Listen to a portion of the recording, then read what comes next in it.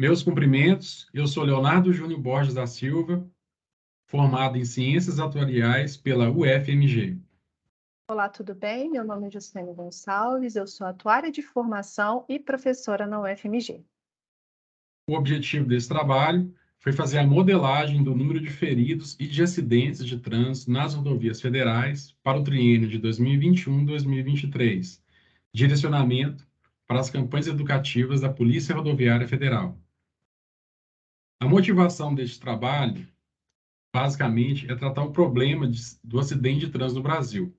Pois, segundo dados do Ministério da Saúde, entre 2015 e 2020, esses eventos representaram 18% das internações na rede pública hospitalar. Neste mesmo período, o custo dessas internações saiu de 272 milhões para 292 milhões de reais.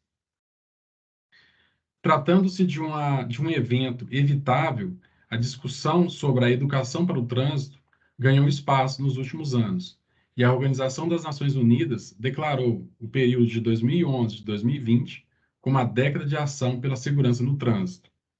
Um dos objetivos seria a redução do número de feridos e de mortes em 50%. Neste cenário, a Polícia Rodoviária Federal atuou em diversas ações educativas, como, por exemplo, Cinema Rodoviário, FETRAN e Educar PRF. Para a modelagem proposta, utilizamos dados abertos da Polícia Rodoviária Federal e do Departamento Nacional de Trânsito. A leitura, organização e separação de variáveis foram feitos utilizando ferramentas do software R.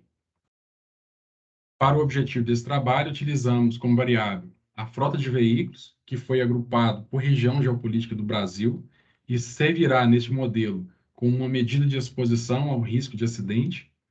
O número de feridos e o número de acidentes foram organizados por região de ocorrência e por tipo de acidente. Vale dizer, utilizamos aqui 5 tipos: atropelamento, capotamento, colisão, danos eventuais e saída de pista. Também utilizamos o número de pessoas atingidas nas campanhas educativas da PRF a cada ano e o ano de ocorrência do acidente, considerando o período de 2015 a 2020. Bom, e para a estimação dessas variáveis, nós utilizamos os modelos lineares generalizados, que são uma extensão do modelo linear clássico, ou seja, eles abrangem uma família mais geral de distribuições, o que possibilita o ajuste tanto de dados contínuos quanto de dados discretos, né?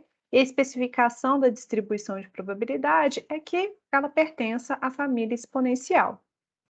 Com relação à constituição de um MLG, a gente pode citar o componente aleatório, que representa a variável de interesse, né, ou seja, a variável resposta, o componente sistemático, que está relacionado às variáveis explicativas, ou seja, por meio dessa combinação linear dessas variáveis com os seus parâmetros associados, e uma função de ligação, que é quem vai estabelecer a relação funcional entre o componente aleatório e o componente sistemático.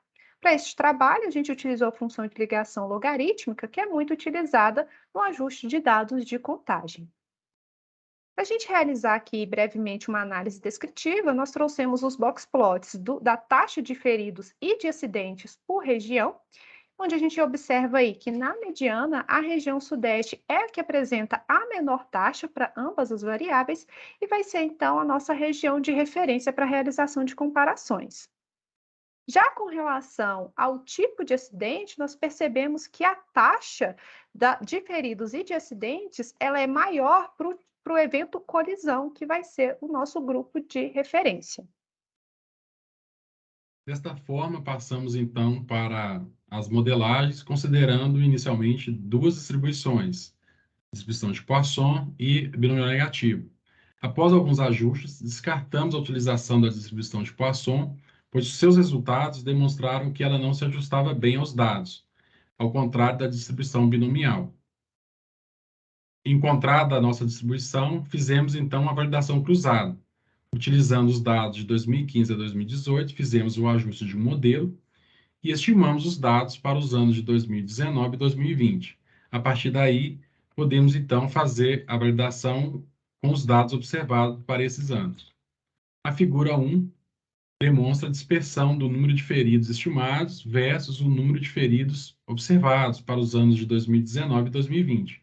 podemos observar que o modelo se ajustou bem aos dados, uma vez que os pontos estão próximos à reta. A mesma interpretação, considerando a distribuição, também pode ser dada quando se fala no número de acidentes estimados versus o número de acidentes observado para os anos de 2019 e 2020. Bom, nós trazemos aqui então as relatividades como uma exemplificação aí para o ano 2021, para o tipo de acidente e colisão, e o que que essa tabela representa baseado no nosso modelo de regressão. Bom, isso significa, tomando como exemplo a região centro-oeste, que o número esperado de feridos e de acidentes, ele é 0,40 do valor estimado para a região sudeste. E a conclusão ela é análoga para os demais valores. Nós trazemos aqui agora, né, a equação para previsão dessas variáveis. Então, aqui na expressão 1, nós temos a equação de previsão para o número de feridos e na equação 2, a previsão para o número de acidentes. Basta que nós façamos a identificação da devida região com o devido tipo de acidente, multiplicado pela frota daquela região. Bem, considerando as expressões anteriormente demonstradas, podemos fazer a estimação do número de feridos e do número de acidentes para os anos de 2021 a 2023. Podemos ver no quadro em amarelo a tendência de decrescimento que já vinha sendo observado no período de 2015 a 2020. Porém, ao fazermos a relação de feridos por acidente, percebemos uma relação que vem aumentando ao longo do tempo, e isso merece uma investigação. Partindo para as nossas conclusões, inicialmente trazemos algumas limitações que foram encontradas.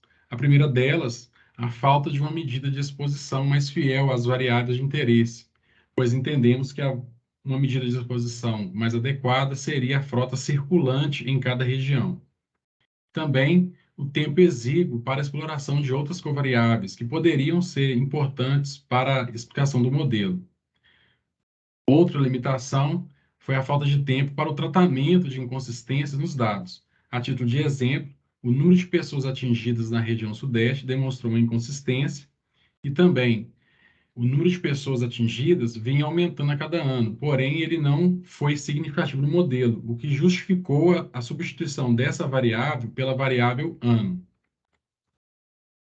Com os resultados, podemos concluir que as ações desenvolvidas pela PRF têm alcançado resultados positivos, mas a tendência da relação de feridos por acidente merece uma investigação mais profunda para a otimização da redução do número de feridos e de acidentes.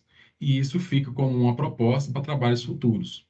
Os resultados desse trabalho apontam para a necessidade de ações educativas focadas na redução do tipo de acidente e colisão, bem como esses resultados podem ser utilizados para estimação de recursos e políticas públicas voltadas para ações para um trânsito mais seguro. Eu termino aqui essa apresentação e deixo o meu agradecimento a todos. Muito obrigada a toda a comissão organizadora do Consicap.